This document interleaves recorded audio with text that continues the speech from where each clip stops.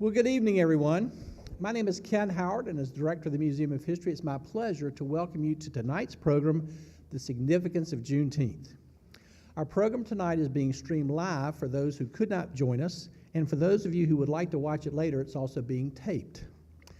This is just one of the many programs that the museum does every year to educate the public on the history of our great state and the history of our nation. For more information on our upcoming programs and exhibits, please visit our website at ncmuseumofhistory.org. And now it is my pleasure to introduce Reed Wilson, the Secretary of the Department of Natural and Cultural Resources, the Fun Department as we call it, who's going to say a few words to us. Reed?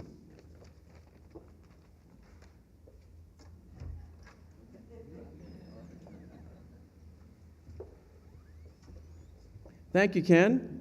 Good evening, everybody. Welcome to our wonderful North Carolina Museum of History. Great to see all of you.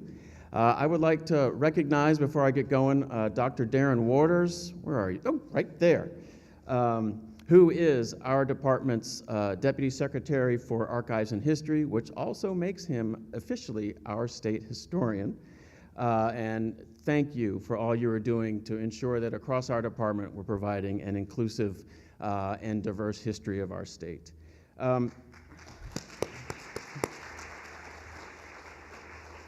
So our Department of Natural and Cultural Resources takes care of so many things that people love about our state.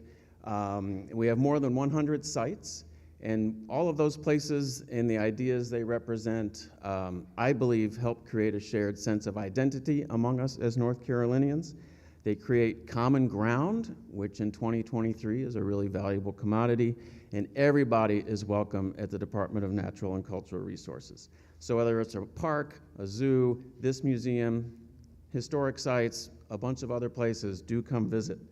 You know, emancipation was an incredibly important milestone in our nation's history in the long struggle for freedom that continues today. Much progress has been made since the end of slavery, but we all know that we have so much more work to do to ensure that every person in America, regardless of who they are, where they came from, or what they look like, is treated with dignity and respect and has the opportunity to make the most out of their lives. And for that reason, here we are celebrating Juneteenth, commemorating the end of slavery. And it's an extremely important day, not just for celebration, but I think also for reflection and for perseverance. We need to keep our sleeves rolled up to continue making progress. So North Carolina does have a fascinating and complex and complicated history that has shaped who we are today.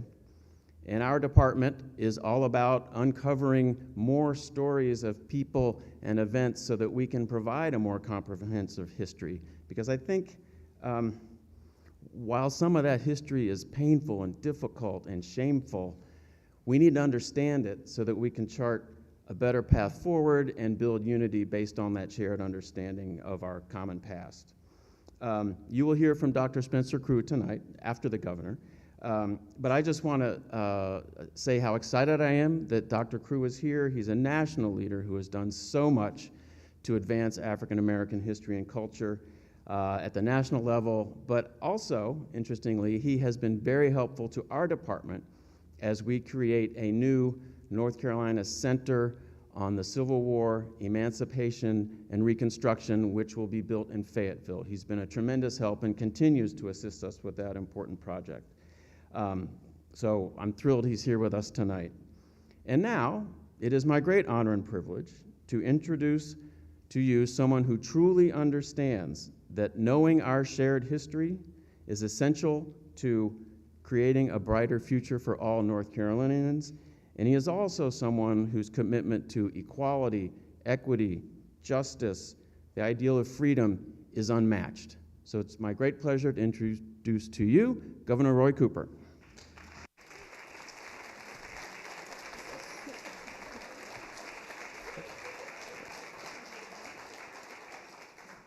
I fooled my secretary.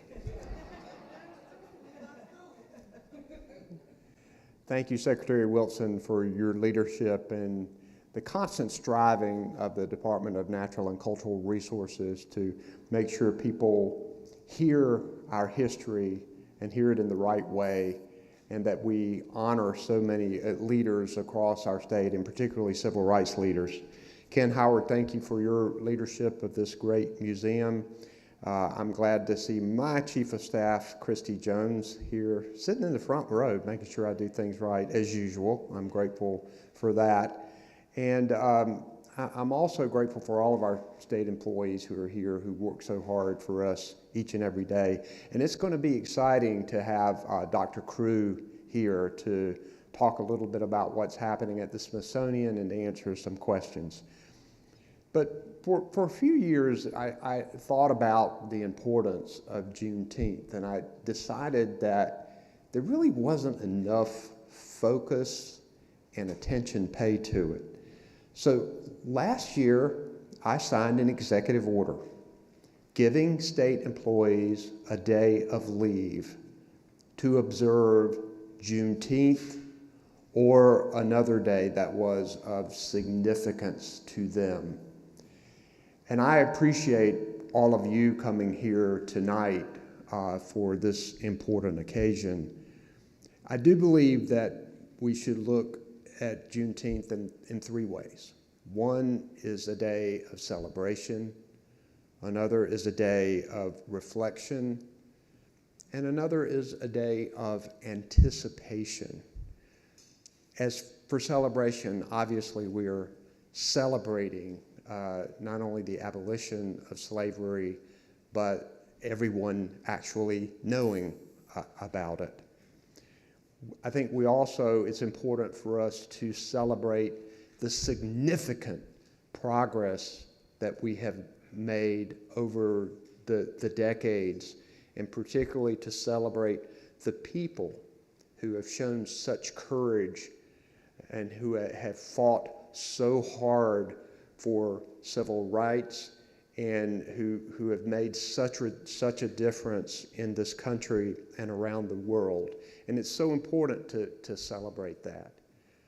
But it's also a day of reflection, a reflection about the horrors of slavery and the vestiges of it that we still feel today with systemic racism in education, in our economy, in healthcare, and in our criminal justice system that you really can't deny.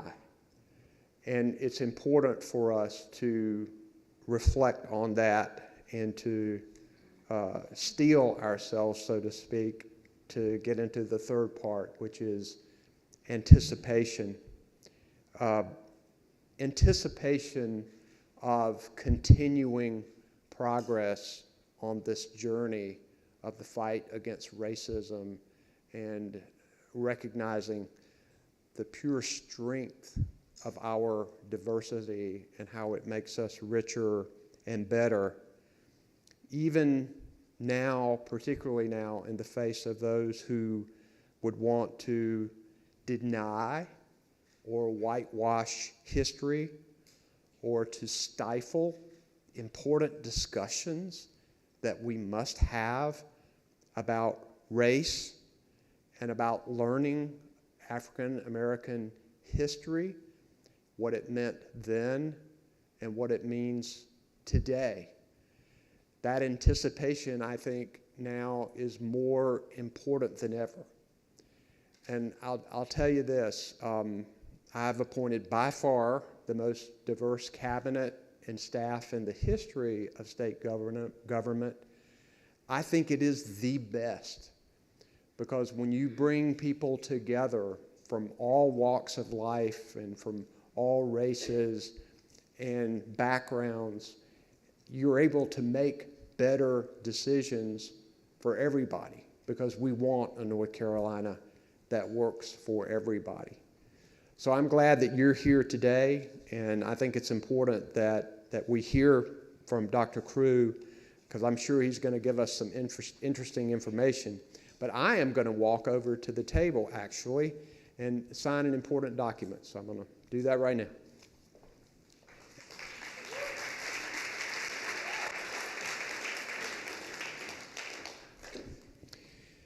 So I think, if it's all right, I will go ahead and read this proclamation. I wanted to wait until tonight to sign this proclamation.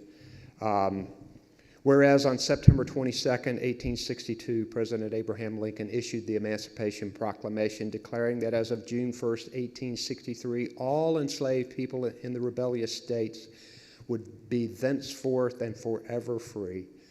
And whereas in addition to freeing enslaved people held in Confederate states, the Emancipation Proclamation enabled the enlistment of African Americans in the Union Army as U.S. colored troops.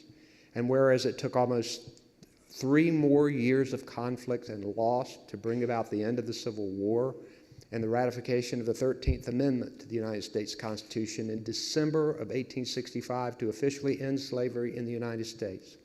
And whereas the news of freedom disseminated gradually throughout the nation, and on June 19, 1865, 2 months after the official surrender of the Confederacy at Appomattox, Union soldiers arrived in Galveston, Texas, and issued General Order Number 3, announcing freedom to some of the last enslaved people in the United States. And whereas June 19th or Juneteenth is nationally recognized as National Freedom Day, commemorating the abolition of sanctioned slavery in the United States. And whereas on this anniversary each year, organizations and individuals throughout North Carolina and our nation celebrate African American heritage, history, freedom, and culture with events and ceremonies that reflect the power of community, family, art, and tradition in the face of oppression. And whereas despite more than 150 years since the abolition of slavery, there remain economic, institutional, and social barriers for Black people in America. And whereas the state of North Carolina encourages people to observe Juneteenth as an opportunity to reflect, rejoice, and work toward a brighter future as we continue to address racial injustices in our society today. Now, therefore, I, Roy Cooper, Governor of the state of North Carolina, do hereby proclaim June 19, 2023 as Juneteenth Day in North Carolina and commend its observance to all citizens.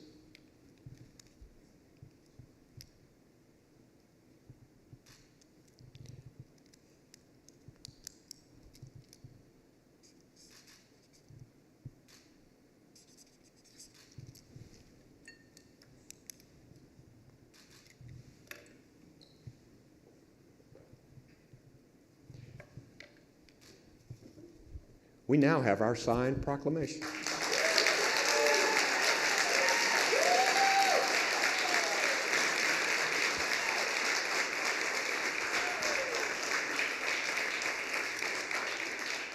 Thank you very much, everybody.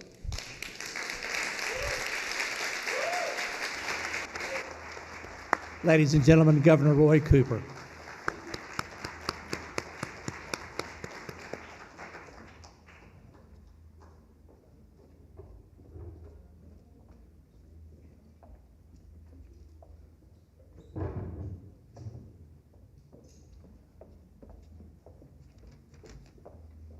What an experience and what an evening.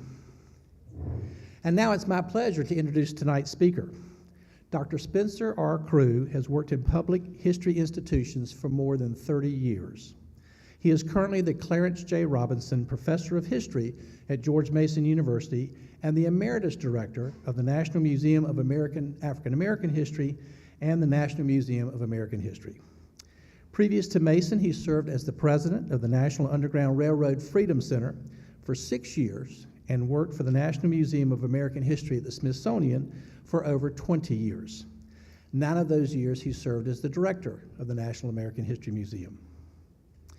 He also served as the interim director at the National Museum of African American History and Culture from 2019 until 2021. In addition to his museum career, Dr. Crew is an Organization of American Historians Distinguished Lecturer. At each of these institutions, he has sought to make history accessible to the public through innovative and inclusive exhibitions and public programs. Dr. Crew has published extensively in the areas of African American history and public history. He has also curated numerous exhibitions the most recent one at the National Museum of African American History and Culture entitled Make Good the Promises, Reconstruction and Its Legacies. He is a graduate of Brown University and holds a master's degree and a doctorate from Rutgers University. His most recent publication is Thurgood Marshall, A Life in American History. Please join me in welcoming Dr. Spencer Crew.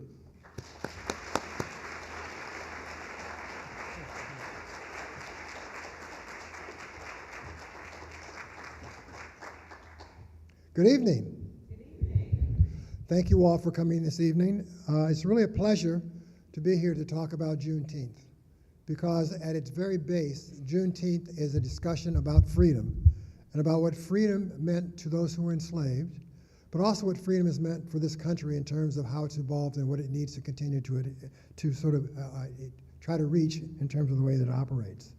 But as we talk about Juneteenth and we talk about its beginnings, it's important to remember, first of all, that this concept of freedom was not new to Juneteenth, that it was an idea that was very much in the forefront of the thinking of those who were enslaved, that they thought about freedom often, they saw it as a place that they wanted to be, and worked towards it however they could. And in fact, if you begin to go back and look at the slave narratives that were written, that were captured in the 1930s during the Work Project Administration, there was an interview done of a husband and wife from Texas, and they talked about freedom in this way. They said, "We prayed by ourselves. We didn't let the white folks know it.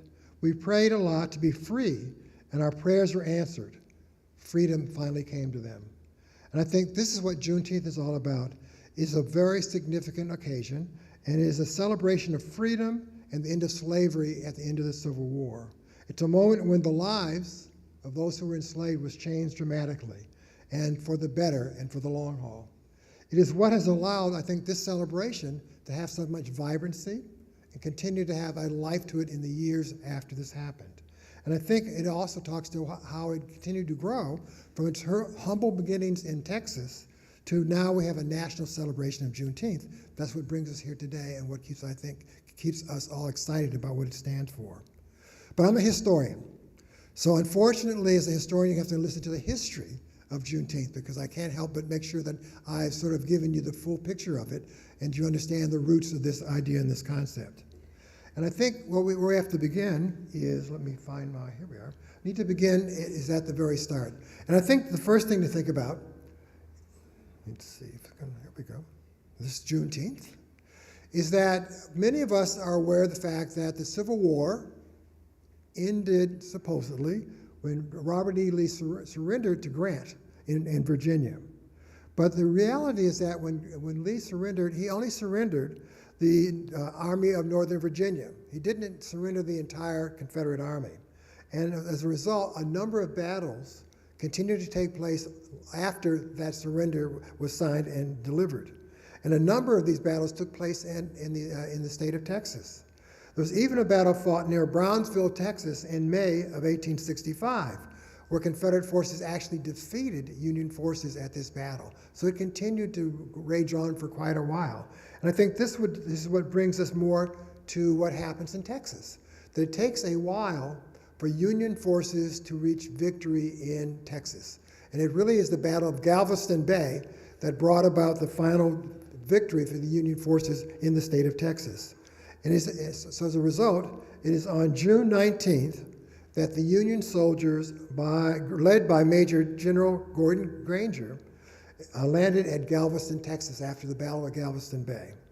They brought with them the news that the war had ended finally in Texas and that all the slaves were now free. All those who had been enslaved before that point are now free. And we should keep in mind that prior to that point, enslavers had worked very hard to keep the news of freedom away from those who were enslaved.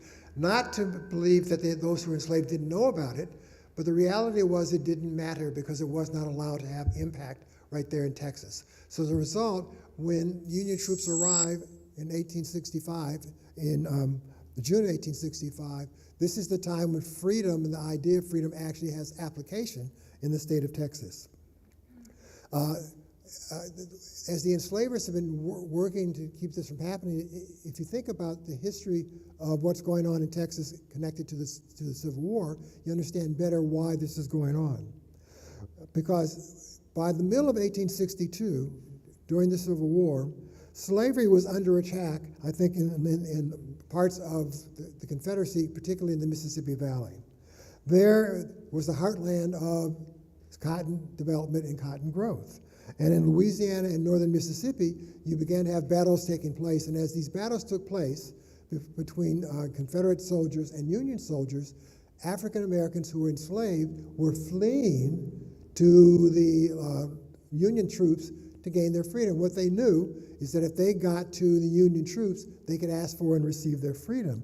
So this really was a challenge to those who were enslavers who watched the Union Army moving southward and knew that as they got control of more and more territory, that in fact those who they held in slavery would get their freedom.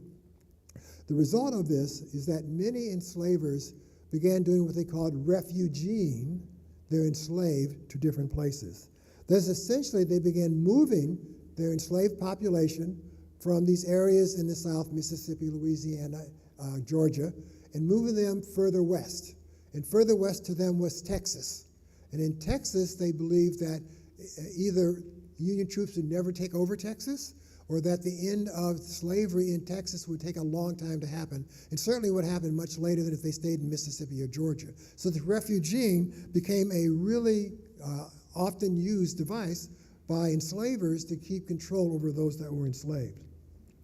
But I think what this meant was that you had stories about lots of individuals moving their enslaved people further south.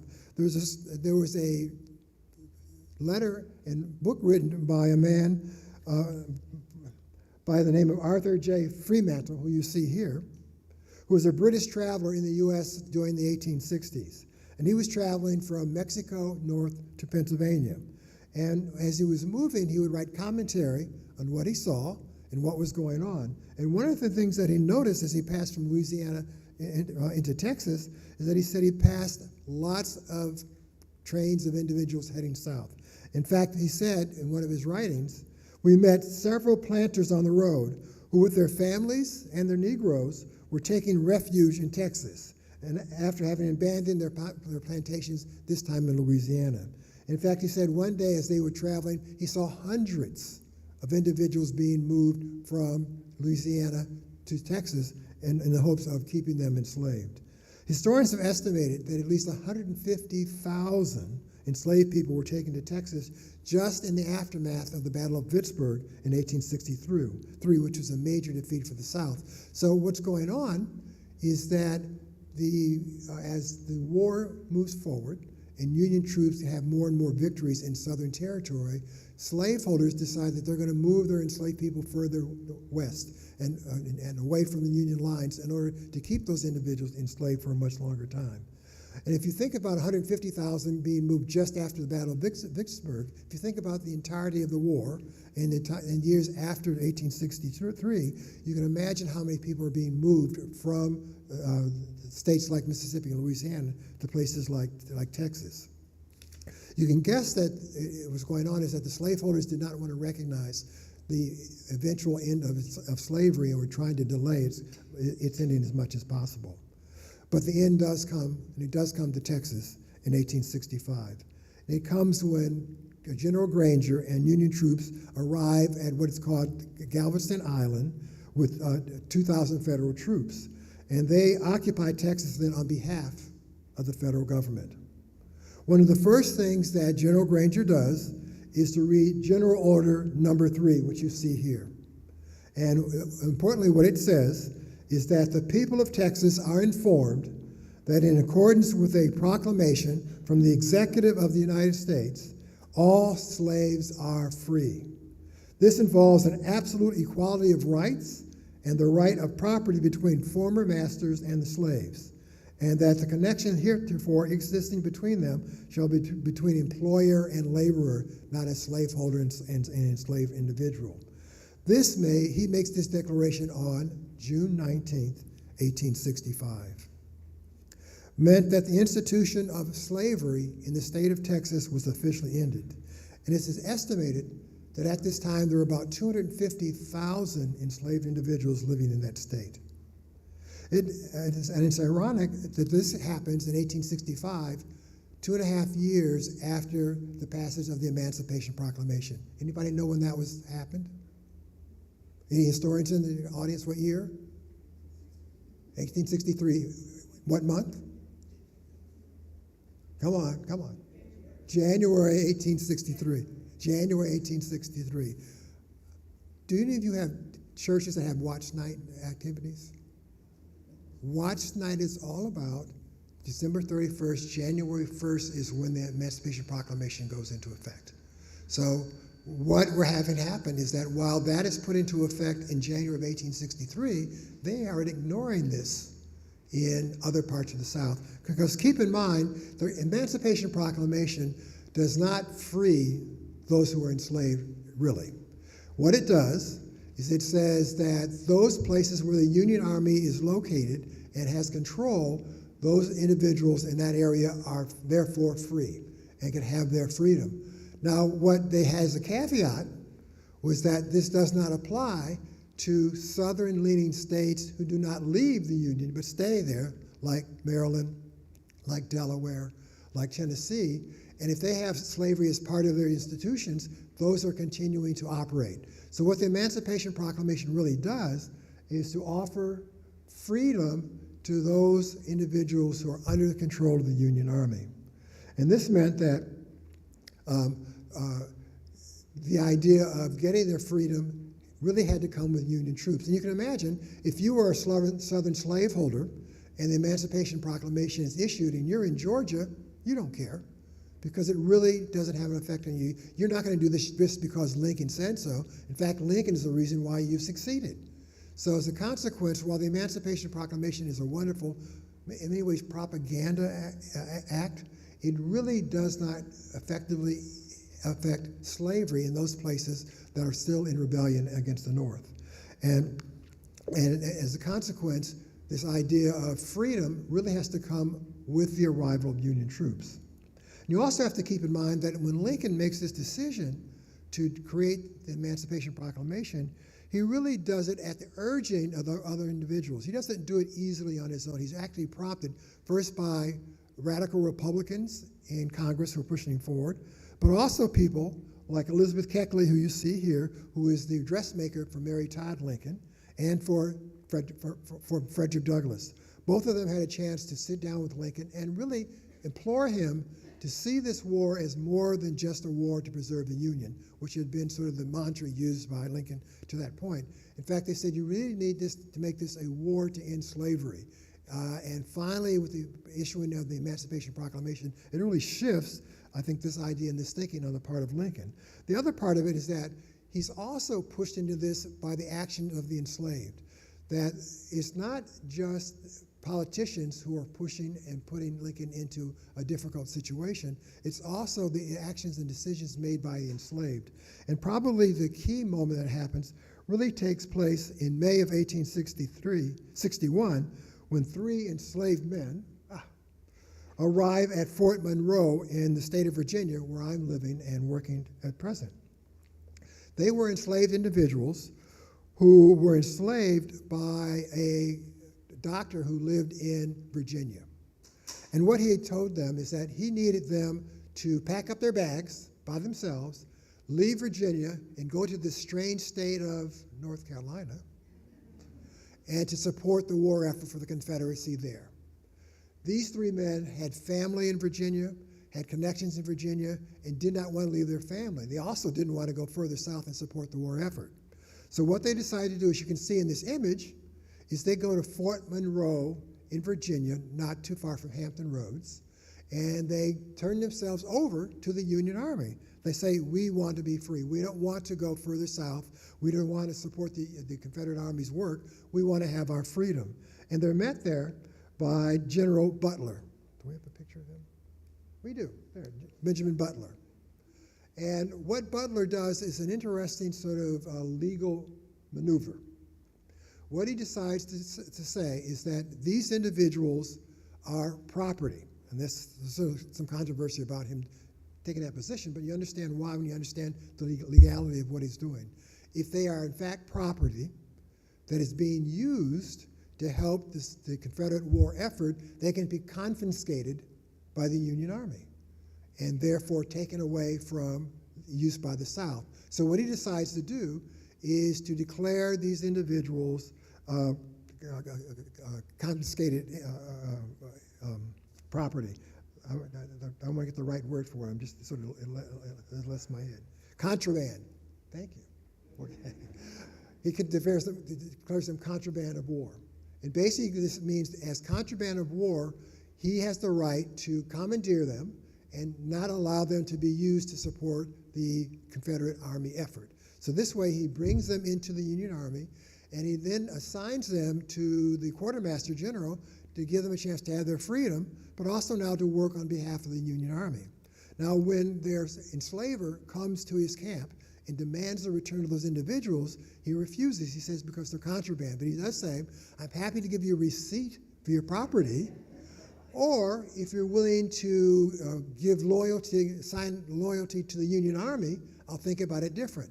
Well, he declines that and goes back. So what he's done now is to create this new status for those who are enslaved who come to Union lines. Because if they are seen as contraband, they can be given their freedom. And his idea to do this begins to be used by other individuals who are in the Union Army. In August of that same year, General John C. Fremont takes a similar step in Missouri. He declares martial law there and gave freedom to all the enslaved who are confiscated or come across Union lines to work for the Union Army. And he says that he wants to prevent them from being used as property on their behalf. Then in March of 1862, a year later, Major General David Hunter, who's commander of the Department of the South, began to issue what he called certificates of emancipation. Oh, I went too far, sorry. These certificates of emancipation essentially give freedom to those who are enslaved who come into Union lines and had been employed or might be employed by the Confederates. These actions on the part of these generals puts Lincoln in a difficult position because at first he was arguing this is just to preserve the Union. He was trying not to overly, I think, anger the South. But as his generals do this, he's really having to make another decision. At first, what he decides to do is he says, well, I'm just going to countermand their orders and change it back so this can't happen. But in fact, when Congress passes what are called the Confiscation Acts, which talk about how you can confiscate property that belongs to Southerners, he's now pushing to a different corner. And eventually, Lincoln decides to shift and to, in fact, make the Civil War a war to end slavery. And I always think about this in terms of when individuals began coming to Fort Monroe early on, some of the Union officers ran into these individuals who said, we've come to get our freedom. And they would say to them, but this is not a war to end slavery. This is that war to preserve the Union. And what they said back to him, it is a war to end slavery. You just don't know it yet. And in fact, that's what they were forcing their hand. They're forcing them to think differently about what this war stood for and what was going to happen. As I mentioned earlier, the Emancipation Proclamation itself had very limited impact on what it did. And slowly then, as more and more land is taken over by Northern troops, they began to have, I think, the impact of bringing freedom to parts of the South. And I think what Granger's announcement does is, in June of 1865, is to set off a series of celebrations in Texas among the enslaved, because finally, this Emancipation Proclamation that they sort of heard about, but knew hadn't been applied to where they were, now had an impact in their lives, that in fact, they were indeed free and had control over their own lives. And this was an important change, an important difference in their lives. And the reactions they have, I think, is really illustrated in some of the things that we've read about in terms of what's taking place during this time period. The celebrations are enormous and very strong. One man said, his name was Lafayette Price, he said what he remembered was that when news of the surrender came, lots of the colored folks were seen to be rejoicing and singing. They were singing, I'm free as a frog. because a frog has the freedom to get on a log and jump off when he wants to. So a frog has control over his own life. Or Millie Williams noted, and this is Millie Williams, a picture of her when she was interviewed in the 1930s talking about her life under enslavement. She said, "There was a mighty, pretty sound when the slaves knew they were free. They hugged on one another and almost tore their clothes off, some crying for their husbands, others for their children, happy about having freedom and happy about the chance maybe to reconnect to these family members they had lost a long time ago." These personal individual reactions, I think, to the news were very strong and very wonderful, and I think give a sense of the overall sense of celebration, the overall sense of happiness that was going through that community. As the idea of freedom spread, African Americans began to take to the streets and to enjoy their freedom in different kind of ways. They had processions, as you can see now, they had speeches, they just began to revel in the fact that they were free and could control their own lives. But there's always a challenge that comes with this. And the problem is that as African Americans began to enjoy their freedom, they also ran into some resistance on the part of those who were their former enslavers, because they still needed the labor of these African Americans in order to bring in their crops and to do the other work that needed to be done. So despite the issuing of Order Number 3, freedom came very slowly for African Americans in Texas. In fact, the mayor of Galveston, right after this, in defiance of the order, rounded up what he called black runaways and held them for return to their owners. The Union Army also supported this because they needed workers as well. And the quartermaster went along with this because they needed workers to help them solidify their position in Galveston. And landowners, slaveholders there, found their own devices to keep people under their control. In some instances, it would range from friendly persuasion, where they try to talk them into working for them, or they might offer them wages for their labor rather than not having been paid as they were before. But also they used intimidation and force to make these changes not take place where they should have.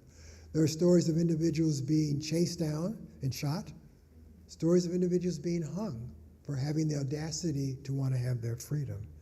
And in fact, there are lots of stories about people being kept in enslavement even past the issuance to this order. In fact, there's an important recollection from this woman whose name is Katie Darling.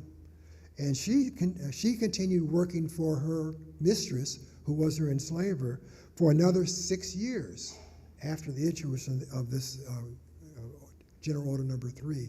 And in fact, her quote was, "She whipped me after the war just like she did before for 6 years." So while freedom is verbally happening, it's not happening physically for all those who are involved in it. But despite this intimidation, despite these instances of, I think, keeping people from enjoying the fruits of their freedom, African Americans in Texas really began to have more and more public celebrations in commemoration of the Galveston announcement. And if we think about it, the way that it's called Juneteenth has to do with when it's offered, because it happens in June on the 19th in 1865, and it's combined together to be called Juneteenth. And therefore, this becomes the way that we talk about this way of celebrating this activity. Now, Juneteenth begins to slowly grow in importance in Texas in these years that followed. And as this happens, by 1866, the following year after the issuance of this narrative, the newly freed began to organize what first became annual celebrations of Juneteenth in Texas. Texas is where this concept is nurtured and kept alive over the years.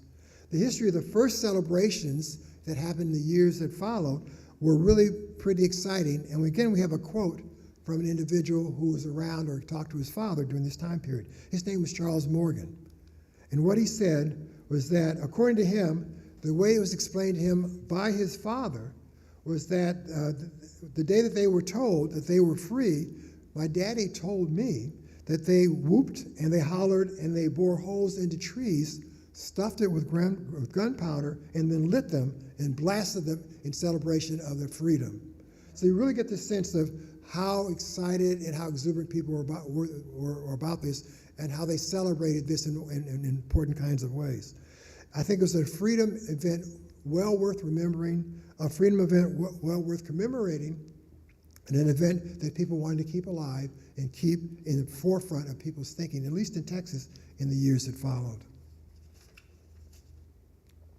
And I think what it also was, it was a reminder of how precious freedom is, and how that day offered African Americans who were enslaved access to citizenship and the American ideals of freedom and opportunity that they'd never had before.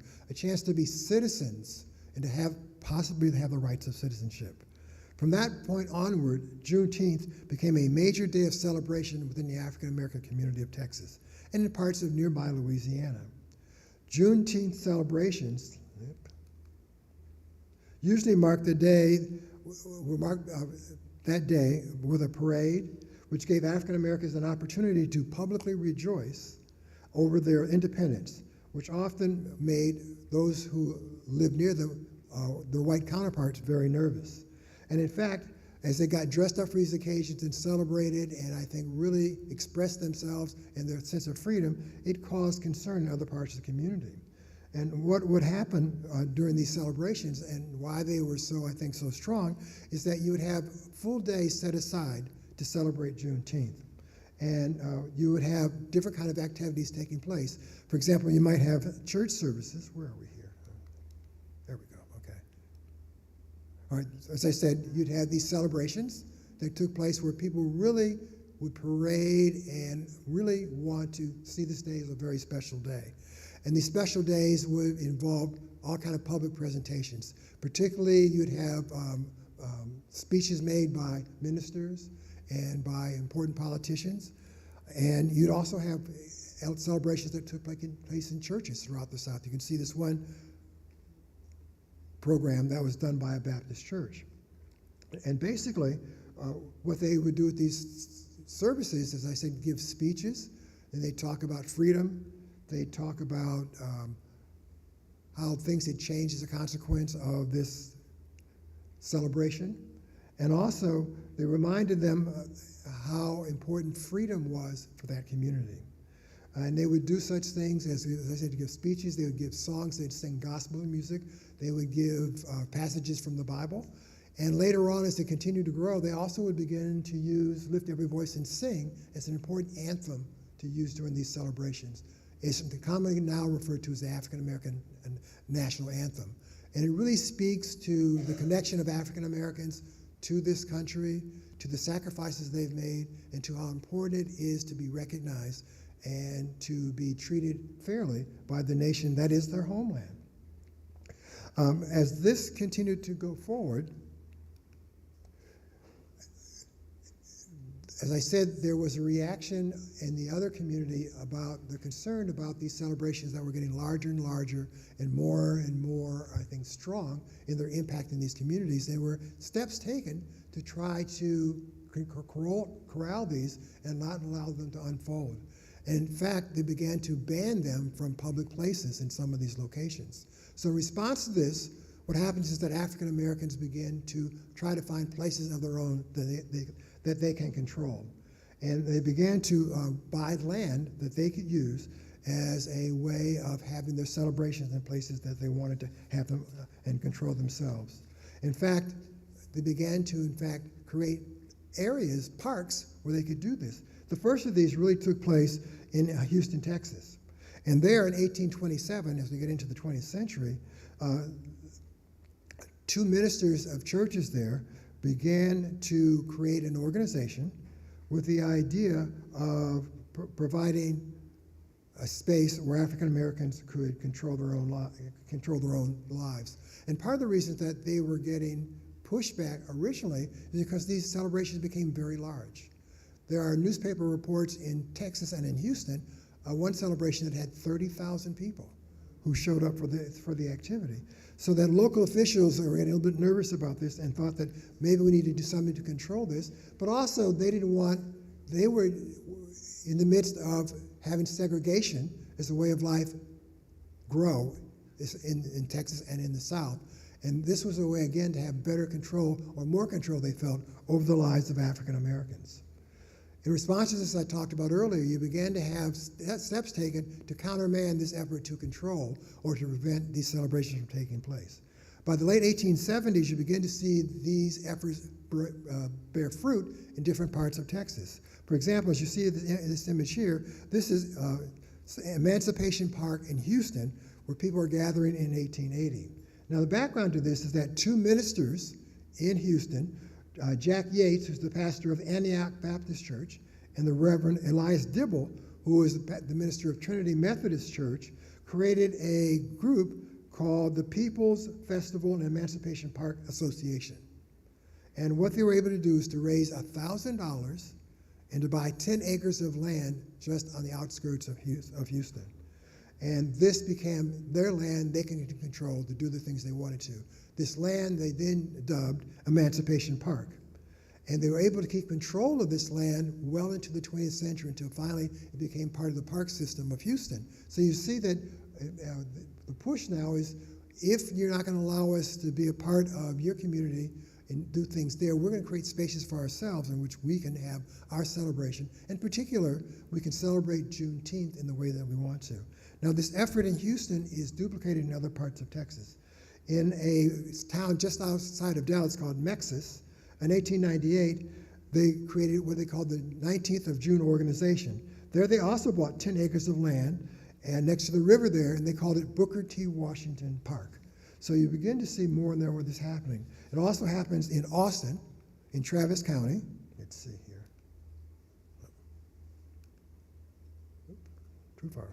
Too far, okay. In Austin, outside of Texas, they also create their own park there, and they have Emancipation Day celebrations there starting as early as 1900. And you also have it happening in Galveston and other parts of Texas. So you begin to see this ongoing push to ensure that Juneteenth is preserved as an important part of the celebrations of the African American community, and that spaces are preserved to make sure that that community can have the kind of activities and can have the kind of celebrations that they really want to have. And what they're able to do, I think, at these celebrations has a couple parts to it, I believe, that really gives it vitality. Because it's a moment to remember. It's a moment to remember sort of sadly the days of enslavement and what the country had done to them in the past. But it's also a day of joy to remember freedom and emancipation and what has happened the day since then and what needs to happen going forward.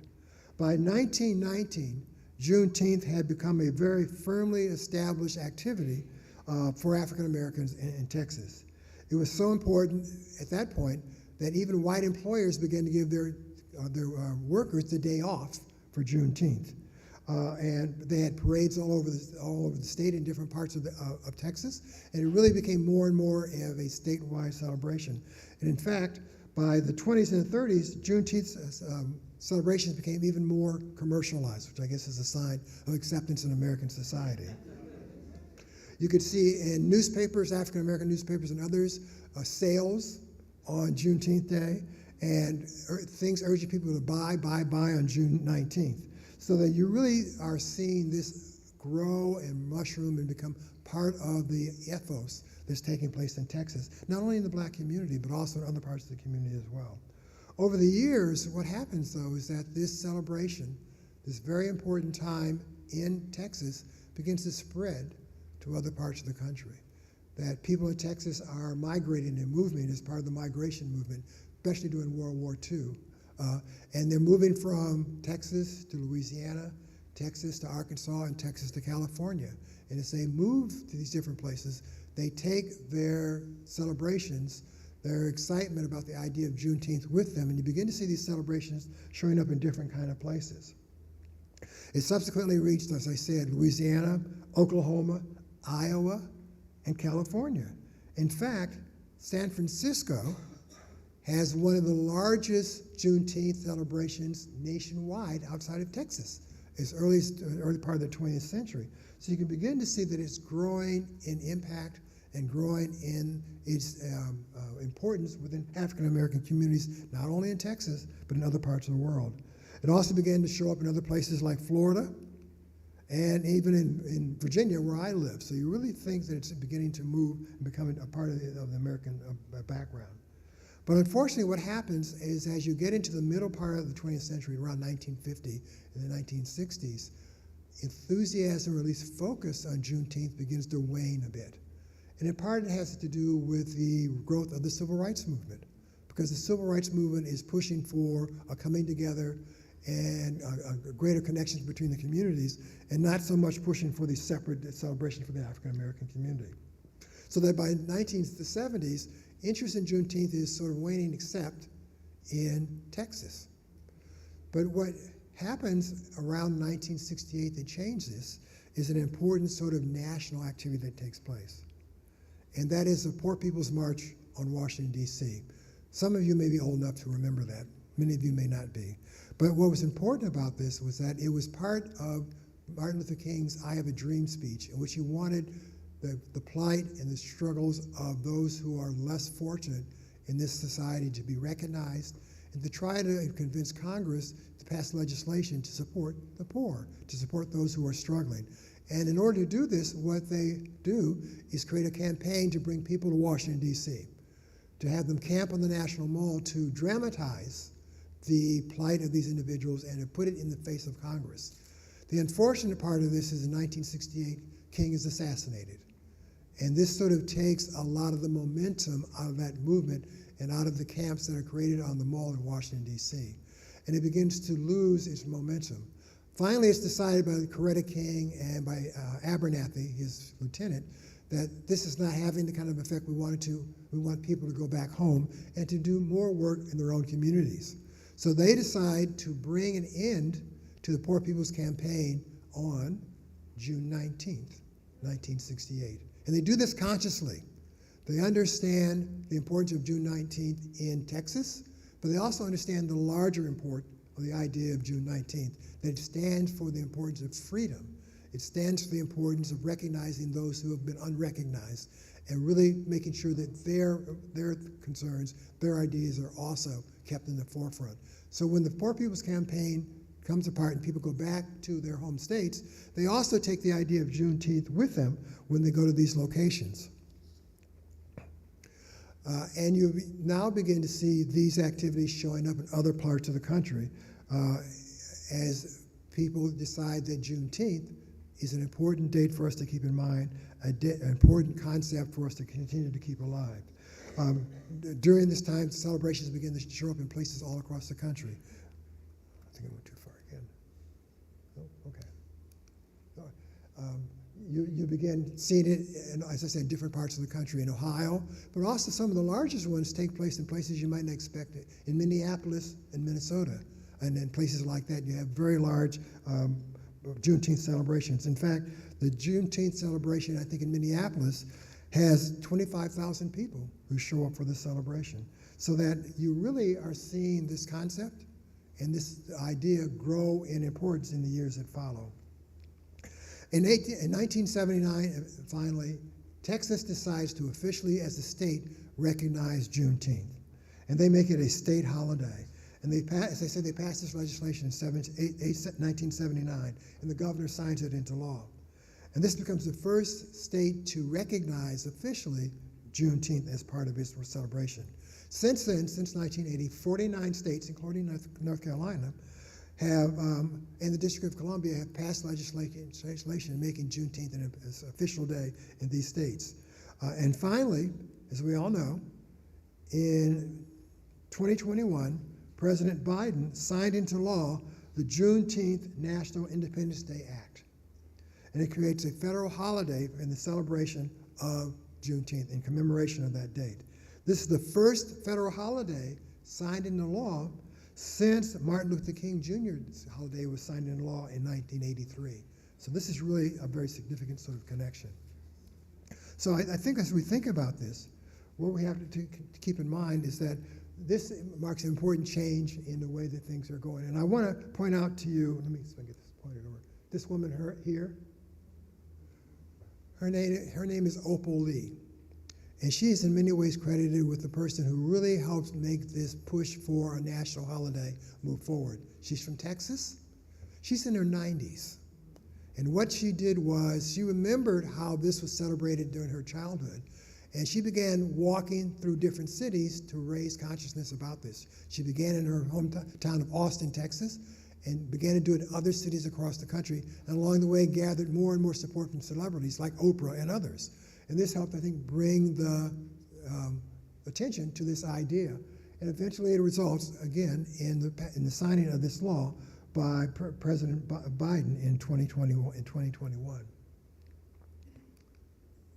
Now, what I find interesting, and when we think about it, why is it that this date becomes the date for celebration of freedom within the African American community? Because there are other dates that could be just as easily pointed to and looked to as times that we could celebrate. You could look at September 22nd, which is the day that Lincoln issued his preliminary Emancipation Proclamation order in 1862. You could look at January 1st, as we talked about, when it goes into effect in 1863. You might very easily look at January 31st, 1865, when the 13th Amendment that ends slavery is passed by Congress and officially abolished, or December 6, 1865, which is a day that is ratified by enough states. All those are likely days that could be used, I think, to talk about about freedom. But I think the reason that it survived as the date to focus on is because of how important and how strongly it was held and preserved by people who lived in Texas. They continue to celebrate it beyond all other possible dates that might be used. For them, and I think it's come to represent resistance to segregation and to other discriminatory steps taken by the nation over the years, especially in Texas. And I think it's taken a day to remind others of their freedom and the refusal to accept the restraints that others tried to put upon them, how others tried to control their lives. And I think it gives Juneteenth an increasing symbolic importance in terms of what it stands for with the idea of the arrival of freedom. And I think in the light of the ongoing challenges that we face in the present day, Juneteenth continues to be an important representative symbol of the issue of freedom and its importance, and the importance of preserving this concept as part of the fabric and the core of what we stand for in the nation. I think it's an important idea to keep in mind in the face of the obstacles we continue to face. Now, I think, to conclude, when you think about Juneteenth and its significance, I think Ralph Ellison, the author, probably said it best in his book that was entitled Juneteenth. And what he said is that Juneteenth is a reminder of the shining promise of emancipation along with the bloody path America took by delaying it and deferring it, its fulfillment as part of its history. I think these simple, unanticipated words in General Grant's original order number 3 that said, this involves an absolute equality of personal rights and rights of property between former masters and slaves, captured a change that's taking place, captured a new world, a new direction that the country had an opportunity to go forward with. There's still a lot of work to be done to try to reach that, but Juneteenth continues to remind us of that possibility, but also the need to continue to see freedom and to continue to see change as an important part of what we stand for a nation. I think this is a promise which has been hard to keep for us as a nation. It's a promise that continues to be a challenge for it, but Juneteenth, I think, is a reminder of what can happen when people decide to make a change, when people decide to stand up for things they consider to be right. That's what Juneteenth is about, freedom and choice, and the choices we make and how they can change our lives and make this country better as a consequence of them. So that's what I think Juneteenth is about. That's the history of it, and I hope it gives you an overview and a sense of what this date stands for, why we should remember it, and why it should resonate for us as we celebrate June 19th. Thank you.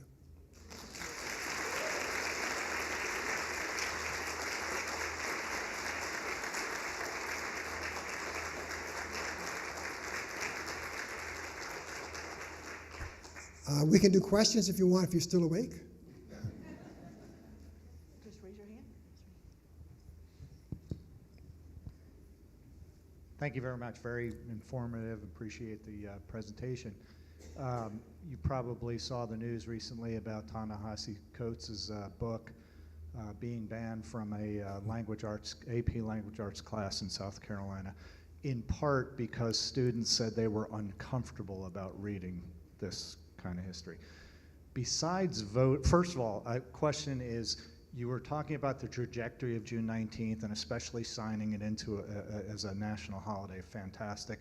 But what's your take on the trajectory of where we're going now with regards to news like that? And what can we do besides voting, which I know we can do, to help stem that kind of back step in moving forward? Right. Well, I'm saddened by where we're going as a nation on many levels, because banning books is not something we've seen before here and in other countries, which didn't lead to good things. So I think that's a problem. I struggle with the fact that people feel uncomfortable with that. When I grew up, they talk about slavery and it wouldn't always be positive. I didn't feel very comfortable, but nobody cared. So, and I survived and others have survived. I think kids are more resilient than we want to give them credit for, and they can learn a lot more by sharing things with them rather than trying to shield them from them. And I think the things we can do is to show up at these meetings and offer a counter view. Because right now, certain voices are getting much more weight than other voices. And if there are counter voices that show up, it makes it more of a fight rather than an overwhelming choice. And I'm very much saddened by this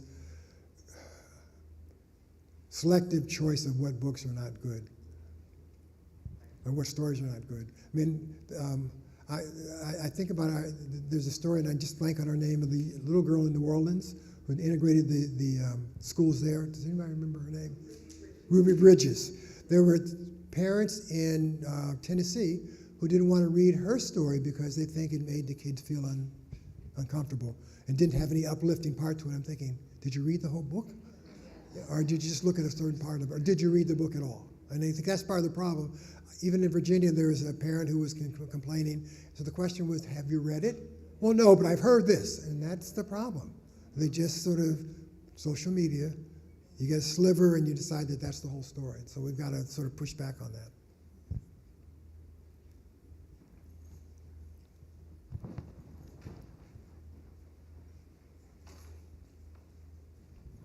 Good evening, Dr. Crew. Hi. I actually saw From Field to Factory gosh. when I was at Howard in 1986. Mm-hmm. So thank you again for being here. My question is, where do people who are new Americans and new Americans of color, where can they find a place to understand? Where can they come in to understand about Juneteenth and its importance and its significance to them as current Americans of color? Right. My family's from the Bahamas, mm-hmm. and I'm from Southern Florida. Knew nothing about this. Yeah. So that is my question. Well, I think the encouraging part is that more and more places are having programs like this. And I think the fact that it's now sort of a national holiday sort of raises its profile across the country, and it at least now becomes a term and a concept that's out there that people have to at least be aware of. And you'd hope that people would be encouraged to go to programs. I just saw the other day that CNN's going to have a full day tomorrow. No, Monday, in which they spend a whole program just on Juneteenth. And there are other things like that are happening. So the hope is that it becomes more and more part of the culture, more and more a part of the kind of programming that happens, that people will be exposed to it and we'll begin to see it. Sometimes it's hard for people to connect to a history of which their lineage is not a connection. And so we just have to more and more have people understand it has importance beyond just that moment in time in Galveston. It has this larger question about freedom and how important preserving freedom and how valuable freedom is for us as a nation to be the nation we want to be.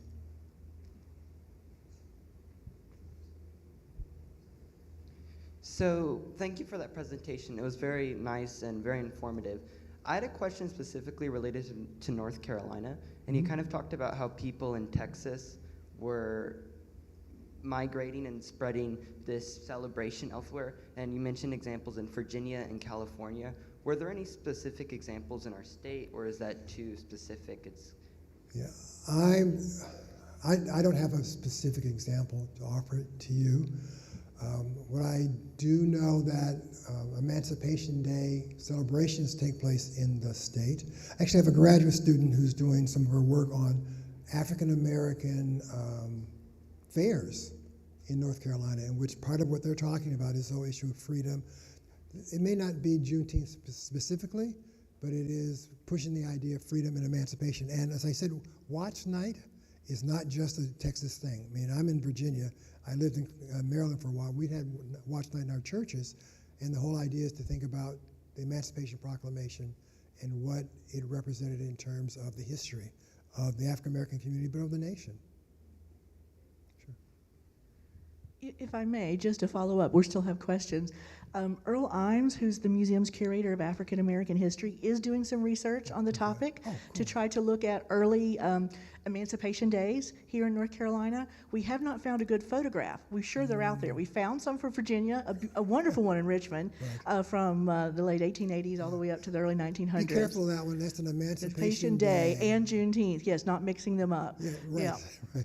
We're finding both celebrations. Earl's trying to track them, so I'm happy to give you his information, but to let you know that there were early celebrations at different dates that you've acknowledged here in North Carolina. We just haven't found any good photographs of them yet. But next question. Yeah. Or the question is, do you all go back and check your family albums and stuff? And see what We you would might have love tucked to away? see that photograph. Right. Other questions? Thank you. I'm Thank you, sorry. Dr. Cruz. My question is this, your view, your personal view, are your thoughts on how Christianity or any other religious group who promotes love can contribute to freedom and to this cause? How they can? For me, it's being a good, true Christian and actually reading what's in the Bible and reading what Jesus did. If you can emulate that, you're on the road. The problem is when we vary from that and pick and choose things out of the Bible to rationalize other things, where we become problems. I think you need to read the Bible closely and really understand it in its entirety, not pull passages out you think help to support something you want to have happen.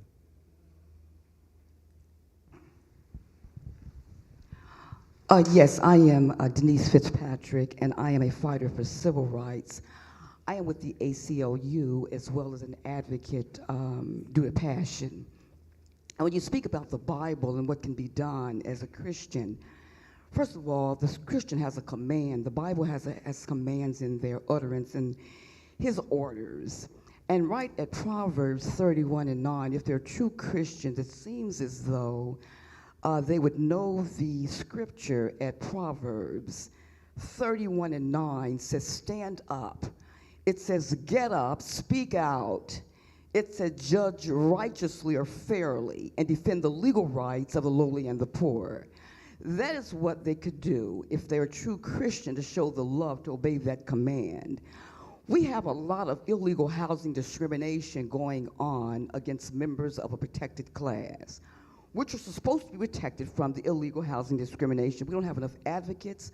I don't see enough advocates or activists who are willing to go the extra mile to obey that command.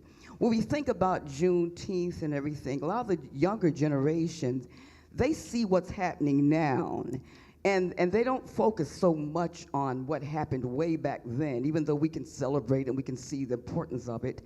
They are looking at what is going on now, and they're looking at it that nothing is being done. Me and my son are victims of illegal housing discrimination as proven in a court of law against Wake County Human Service. I hate to say that, but that is the truth. You can look at it in public records. You can read it still online.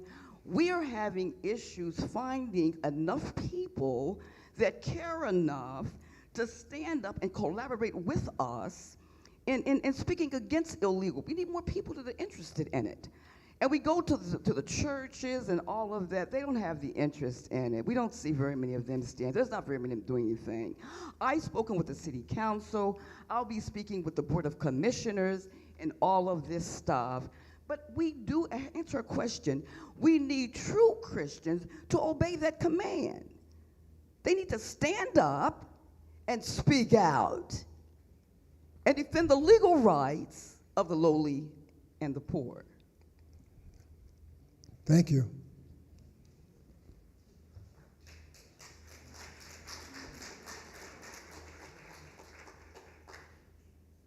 Excuse me, make sure I say your name right. Dr. Crew, in your research, Yes, sir. did you find any evidence of the impact of the African Americans who joined the Union forces, helping the Union take control of the South so that Galveston could make the decree in Texas? You're asking me if I'm aware of the contribution of African American soldiers to the Civil War?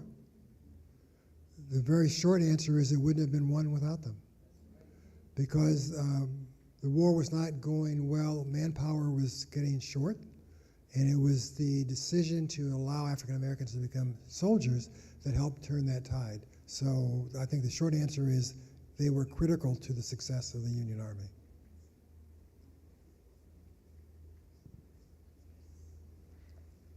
I would like to reiterate what was just said, and that is there are a lot of organizations in the city where there are peaceful marches.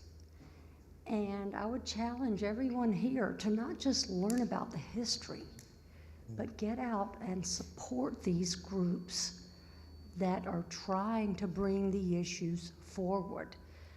I'm sad to say there are very few people that show up often. The Reverend Barber was here about a month ago. I hope all of you were there to listen to him. It was inspirational. But until people are willing to be seen and not just learn about these events, I don't think we're going to get a lot of change. We have time for one more question. A question for Dr. Crew.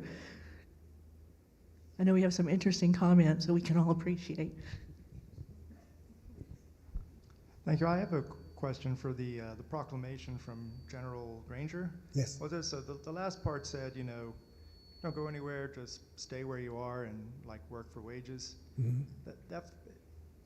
How did they practically think that would work? Because it feels kind of maybe naive. And I know it was a good proclamation, that's cool. But the last part, how did they practically think that would happen? Well, I think in their mind's eye, they weren't sure that the enslaved knew how to cope with freedom. And so as a consequence, they thought the best way that they could cope was to continue working and to continue to be connected to others who knew better. And that is sort of a mindset of a lot of people, even in the Union Army, in that time period, that we probably ought to end slavery, but we don't necessarily know that those who are enslaved know how to take care of freedom, know how to travel in freedom. And so you have to offer guidance as to how to go next.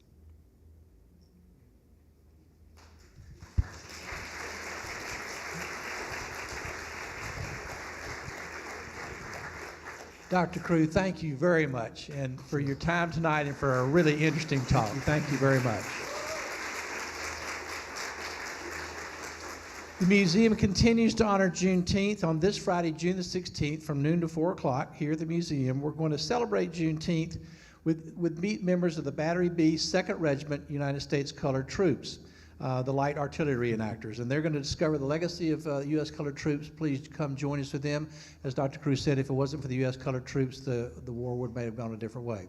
So thank you for being here tonight. Please join us again on Friday, and we'll hope you all again come back to the museum and see all the great programs and exhibits we have. Thank you all for coming. Thank you. Have a great night.